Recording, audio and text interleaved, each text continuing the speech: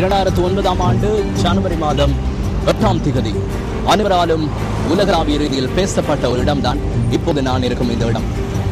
அனைவருடைய மனதிலும் நீங்க இடம் பிடித்த ஊடக சுதந்திரத்திற்காக குரல் கொடுத்த சிரேஷ்ட ஊடகவியலாளர் லசாந்த விக்ரமதுங்க 3 வருடங்களுக்கு முன்னர் கொலை செய்யப்பட்ட இடம்.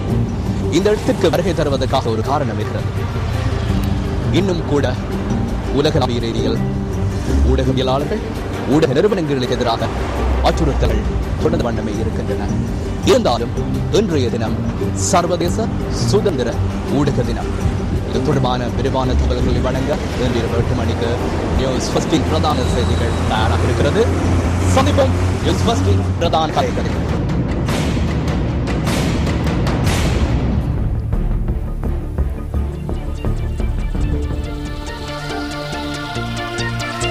வணக்கம்.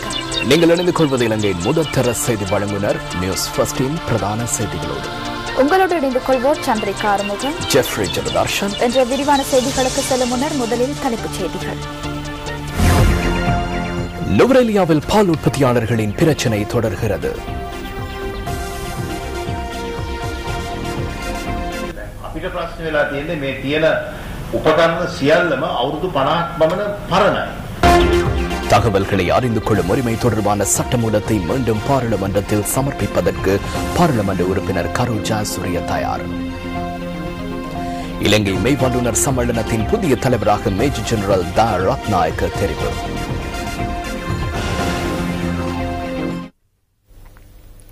தொடர்வன உள்நாட்டுச் செய்திகள்.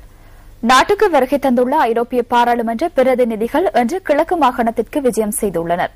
யுத்த முடிவுக்கு கொண்டுவரப்பட்டதன் பின்னர் கிழக்கு மாகாணத்தில் முன்னெடுக்கப்பட்டுள்ள அபிவிருத்தி செயற்திட்டங்கள் தொடர்பில் குறித்த குழுவினர் இலங்கை அரசாங்கத்திடம் மகிழ்ச்சி வெளியிட்டுள்ளனர். மட்டக்களப்பு மற்றும் அம்பாறை உள்ளிட்ட பல்வேறு பிரதேசங்களுக்கு விஜயம் செய்ததன் பின்னர் இன் லாம்பர்ட் தலைமையிலான ஐரோப்பிய பிரதிநிதிகள் கிழக்கு மாகாண ஆளுநரை சந்தித்தனர். அங்கு முன்னெடுக்கப்படும் அபிவிருத்தி நடவடிக்கைகளை கண்ணுற்ற குறித்த குழுவினர் கடந்த காலங்களில் ஐரோப்பிய நாடுகளினால் வழங்கப்பட்ட நிதி உதவிகள் உரிய வகையில் பயன்படுத்தப்பட்டுள்ளமை தொடர்பில் மகிழ்ச்சி தெரிவித்துள்ளனர். இந்த சந்திப்பின் போது கிழக்கு மாகாணத்தில் கல்வி நிலை தொடர்பிலும் விசேட கவனம் செலுத்தப்பட்டதாக தெரிவிக்கப்படுகின்றது. சுனாமி அனர்த்தத்தின் போதும் யுத்தம் நிலவிய வேளையிலும் யுத்தம் முடிவுக்கு கொண்டுவரப்பட்டதன் பின்னரும் ஐரோப்பிய நாடுகள் கிழக்கு மக்களுக்கு செய்த உதவிகளுக்கு நன்றி தெரிவிப்பதாக கிழக்கு மாகாண ஆளுநர் ரியர் அட்மிரல் மொஹான் விஜய் விக்ரம இதன்போது குறிப்பிட்டுள்ளார்.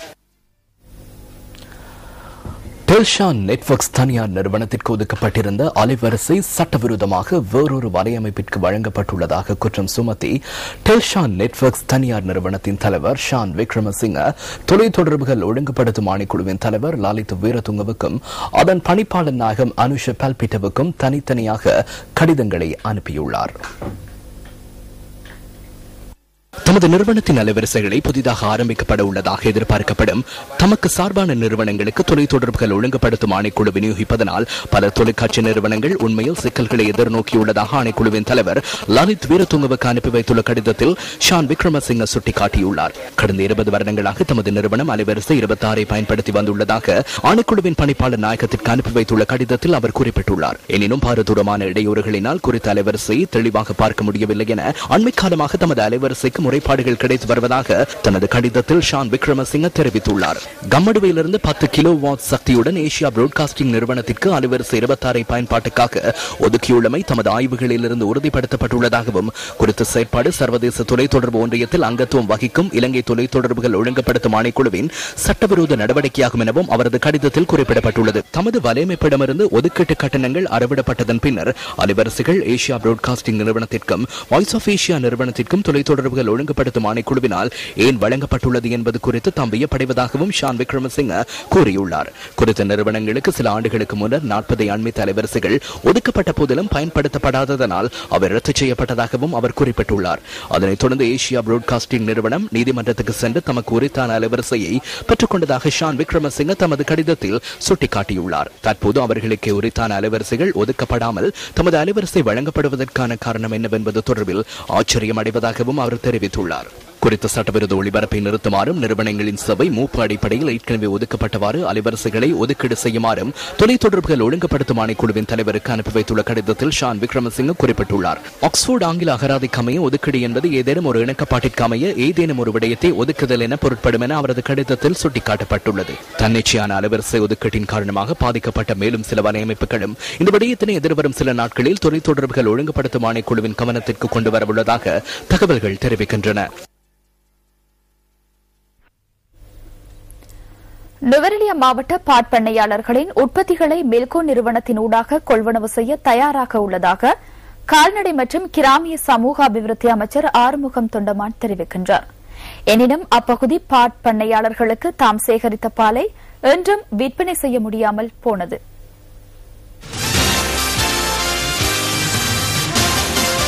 தமது உற்பத்திகளை விற்பனை செய்ய முடியாமல் நுவரெலியா மாவட்ட பாட்பண்ணையாளர்கள் தாம் சேகரித்த பாலை நேற்று போன்று இன்றும் தரையில் ஊற்றினர்.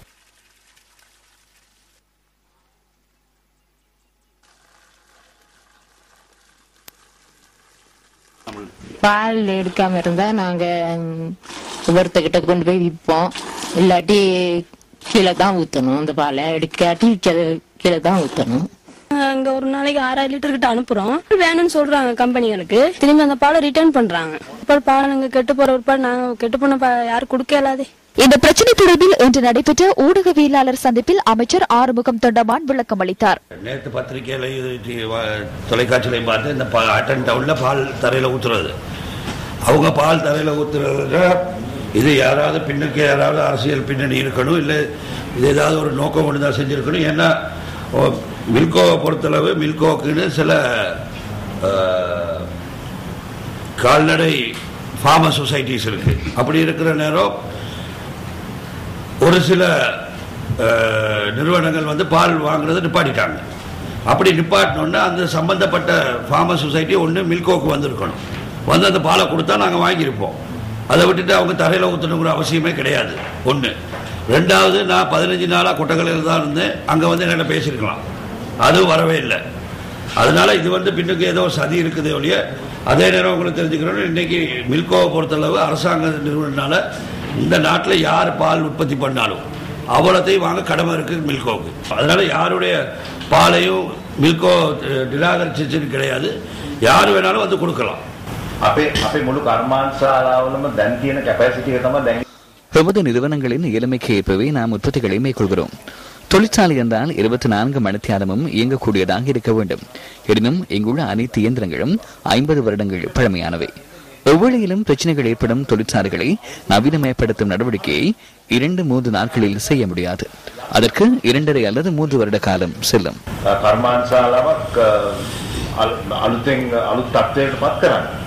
நாட்டில் உள்ள நுகர்வோரது பால் மற்றும் அதனுடன் தொடர்புடைய உணவுப் பொருட்களின் தேவைகளில் 1/3 பகுதியே உள்நாட்டில் உற்பத்தி செய்யப்படுகின்ற நிலையில் 2015ஆம் ஆண்டளவில் பால் மூலம் தன்னிறைவு அடைவதை தமது இலக்கென கால்நடை மற்றும் கிராமிய சமூக அபிவிருத்தி அமைச்சு 2011ஆம் ஆண்டு அறிவித்திருந்தது.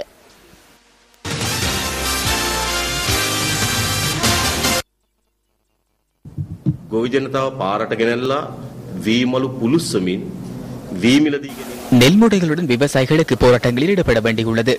தம்புள்ள, தம்புதேகம, கெபட்டி போல எம்பெலிபெட்டிய போன்ற பொருளாதார மத்திய நிலையங்களில் பெக்கோ இயந்திரங்களினால் அகற்றும் அளவுக்கு மரக்கரைகள் விரயமாகியுள்ளன. இலங்கையில் முதல் தடவையாக பாற்பணியாளர்களும் வீதிக்கு இறங்க வேண்டியுள்ளது. மில்கோ நிறுவனத்தை டென்மார்க் அரசாங்கம் தன்வசப்படுத்தியுள்ள ஒரு முயற்சியும் இதில் உள்ளது. மக்கள் சேகரித்த பாலை கொள்வனவு செய்ய முடியாவிடின் மில்கோ நிறுவனத்தில் பலனில்லை. அது மக்களின் தேவைகளை நிறைவேற்றும் விதத்தில் செயற்படும் ஒரு நிறுவனம் அல்ல. இது இருந்தாலும் பலனில்லை, இல்லாவிட்டாலும் பலனில்லை. இலங்கையில் உள்ள அனைத்து நிறுவனங்களை மீட்பதற்கு முன்னர் அந்த நிறுவனங்கள் செயலிழந்தன. இவை அனைத்தும் நாட்டின் பொருளாதார நிலைமையை எடுத்து காட்டுகின்றன. அரசாங்கத்திடம் எந்தவித திட்டங்களும் இல்லை என்பது புலப்படுகிறது. ආර්ථිකය පිළිබඳ දැක්ම සැලැස්ම නිසි ඉදිරියක් මේ ආණ්ඩුවට නොමැති බවයි. மஸ்கெலியா மொக்கா தோட்ட குடியிருப்பில் இன்று காலை ஏற்பட்ட தீ விபத்தினால் பாதிக்கப்பட்டவர்கள் மிட்லோதியன் பாடசாலையிலும் உறவினர் வீடுகளிலும் தங்கியுள்ளதாக எமது செய்தியாளர் தெரிவிக்கின்றார். இன்று காலை 9:50 அளவில் மொக்கா தோட்ட குடியிருப்பில் ஏற்பட்ட தீ விபத்தில் 22 வீடுகள் முற்றாக எரிந்துள்ளதாக போலீஸ் ஊடக பேச்சாளர் அலுவலகம் தெரிவிக்கின்றது. அந்த பகுதியில் உள்ள மின்சார கட்டமைப்பில் காணப்படுகின்ற சீரற்ற தன்மையே தீக்கான காரணமாக அமைந்துள்ளது என்றும் டிபிஜி குமாரசிறி தெரிவித்தார். தீயினால் பாதிக்கப்பட்ட மக்களுக்கான நிவாரண நடவடிக்கைகளை கிராம உத்தியோகத்தர்கள் மேற்கொண்டு வருவதாக மாவட்ட அரசு அதிபர் கூறினார். இந்த தீ விபத்து தொடர்பிலான விசாரணைகளை மஸ்கெலியா போலீசார் மேற்கொண்டுள்ளனர்.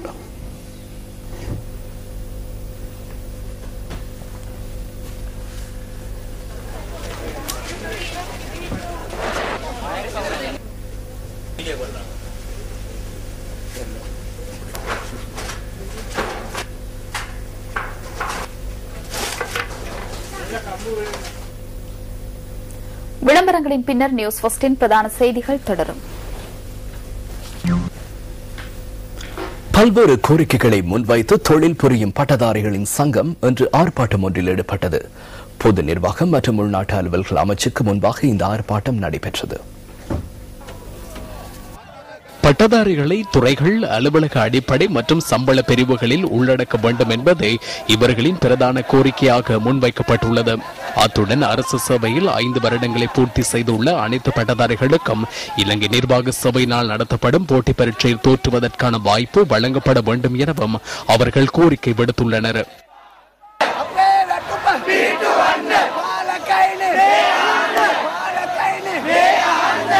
ஆர்ப்பாட்டத்தின் பின்னர் இந்த குழுவினர் சத்தியாகிரகத்திலும் ஈடுபட்டனர்.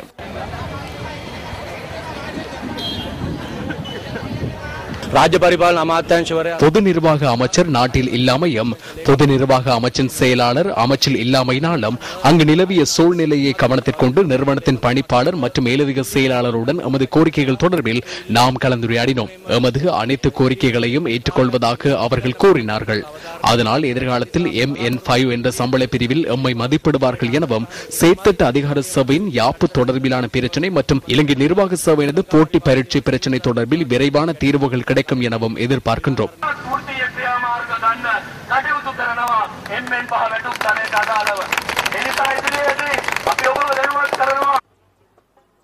இதேவேளை அழகியற்கலை பல்கலைக்கழகத்தின் மாணவர்கள் குழு ஒன்றும் இன்று எதிர்ப்பு நடவடிக்கையில் ஈடுபட்டது. அழகியல் துறை மாணவர்களினால் முன்னெடுக்கப்பட்ட இந்த எதிர்ப்பு நடவடிக்கை அமைதியான முறையில் இடம்பெற்றது. பல்கலைக்கழகத்தில் மாணவர்களை இணைத்துக் கொள்ளும் வேளையில் நடத்தப்படும் நேர்முக பரீட்சையை நடத்தாமல் இருப்பது தொடர்பில் உயர்கல்வி அமைச்சரால் மேற்கொள்ளப்பட்டுள்ள தீர்மானத்திற்கு அதிருப்தி தெரிவித்து இந்த எதிர்ப்பு நடவடிக்கை முன்னெடுக்கப்பட்டது.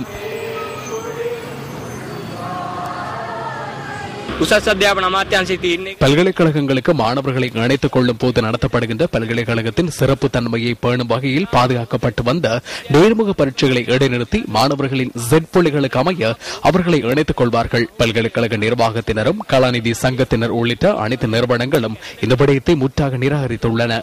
இது தொடர்பில் நாம் எதிர்ப்பை வெளியிடுகின்றோம்.